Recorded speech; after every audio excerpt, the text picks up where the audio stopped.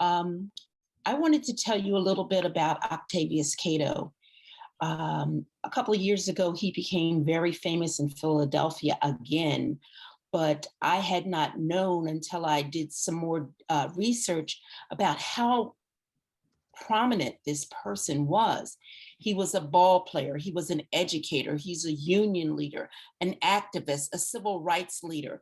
He was the epitome of what you would want a leader to be, either Black or white, but he happened to be a Black man. And he was born free. He moved to Philadelphia when he was a teenager. He went to the Institute of Colored Youth, became an instructor there. He was a force to be reckoned with. In 1867, he and his fiancee organized a boycott, or not really a boycott, but at that time on the streetcars, this is another act of covert undercover stuff. The streetcar driver could either deny or allow Black people to ride on the outside of the car. Definitely not on the inside, but on the outside of the car. So they organized a petition so that they could have a right to ride on the outside of the car. They happened to win that. So he was gaining publicity, he was gaining fame. He worked to get a baseball team put into a baseball league with white players. So he's been moving and shaking in Philadelphia. And then he started with, when the 15th Amendment was passed in 1870, we had 11% of the population of Philadelphia at that time. And a lot of those people were African-American men. They were then given the right to vote. So then he decided to gather people up to get them registered to vote. People started harassing him for registering people to vote.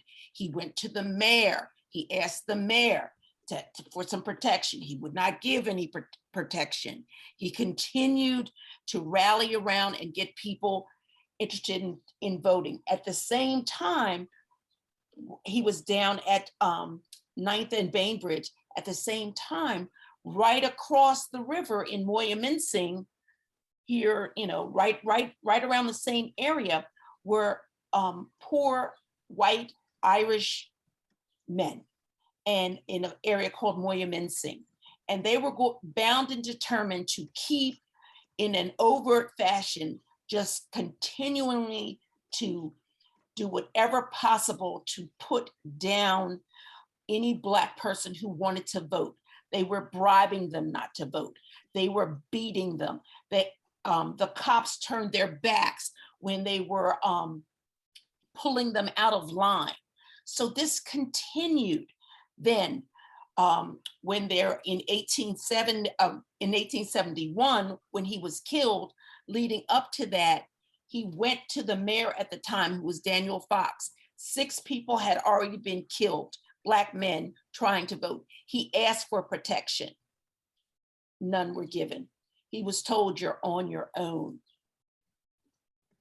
So he had finished that day. He was continuing to try to get people to vote. He had bought himself a gun. He did not have any ammunition in the gun, but one of those people from that Moyamensing area saw him and shot him.